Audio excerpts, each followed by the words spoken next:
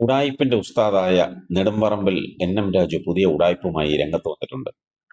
ആന്റോ ആന്റണി 2 കോടി രൂപ കടം വാങ്ങിയെന്നും അതിൽ വെറും 20 ലക്ഷം രൂപ മാത്രമാണ് തിരിച്ചു നൽകിയതെന്നുമാണ് രാജു പറയുന്നത്.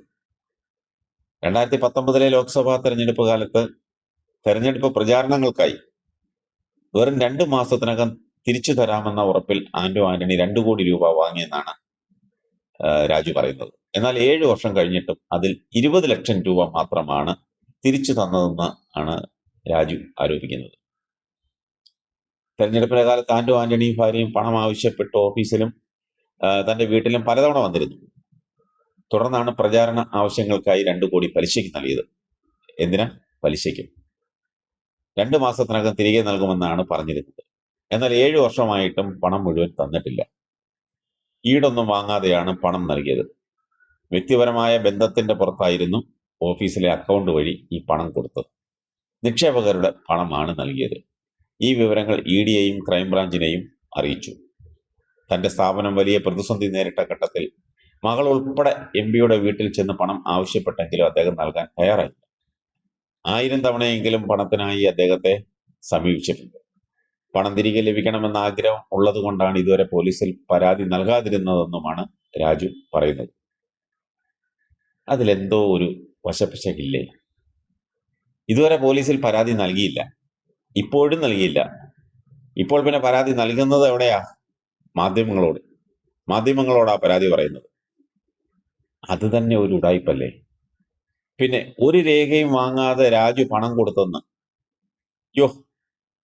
അരിയാഹാരം കഴിക്കുന്നവർ വിശ്വസിക്കില്ല.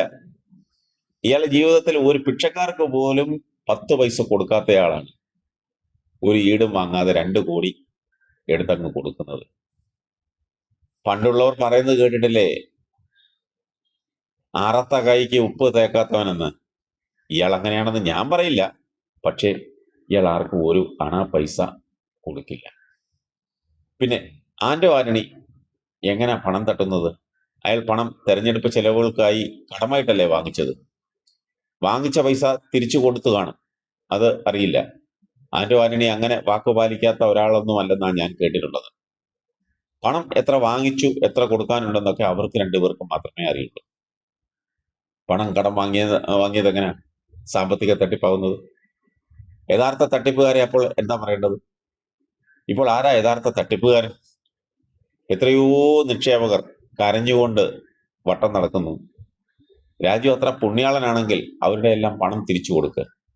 എത്ര കോടികളാണ് കൊടുക്കാനുള്ളതെന്ന് വല്ല നിശ്ചയവും എൻ.എം. രാജുവിനുണ്ടോ? പണ്ട് കേരള കോൺഗ്രസ് പത്തനംതിട്ട ജില്ലാ പ്രസിഡന്റ് ആയിരുന്നു, പത്തനംതിട്ടയിലെ നേതാവായിരുന്നു. ഇപ്പോഴല്ല. ഇതുപോലെയുള്ള സാമ്പത്തിക തട്ടിപ്പുകാരെയൊന്നും കേരള കോൺഗ്രസ് പാർട്ടിയിൽ വെച്ച് ഒളിപ്പിക്കില്ലെന്നാണ് ഒരു മുതിർന്ന നേതാവ് പങ്കുവച്ചത്. ശബരിമല തന്ത്രി കണ്ഠര് രാജീവര് തന്റെ സ്ഥാപനത്തിൽ 2.5 കോടി നിക്ഷേപിച്ചു എന്നത് വെറും ആരോപണം മാത്രമാണെന്നും തന്ത്രിയെയോ കുടുംബത്തെയോ കണ്ടിട്ടില്ലെന്നുമാണ് ഇയാൾ പറയുന്നത്. സ്ഥാപനത്തിലും വീട്ടിലും റെയ്ഡ് നടത്തിയ ഇഡിയോട് ഇക്കാര്യങ്ങൾ വ്യക്തമാക്കിയിട്ടുണ്ടെന്നാണ് ഇയാൾ പറഞ്ഞത്. ഇയാൾക്ക് തന്ത്രിയുമായി ബന്ധമില്ലെങ്കിൽ ഇഡി കയറി നിരങ്ങും. ഈ വക ഉടായ്പകളൊന്നും ഇവിടെ ചെലവാകില്ല. അതും സാധാരണക്കാരുടെ ഇടയിൽ ഇതൊന്നും ചെലവാകില്ല. ഇയാൾ ആരാണെന്നും എന്താണെന്നും എങ്ങനെയാണെന്നും ഒക്കെ ഇവിടുത്തെ ആളുകൾക്കറിയാം.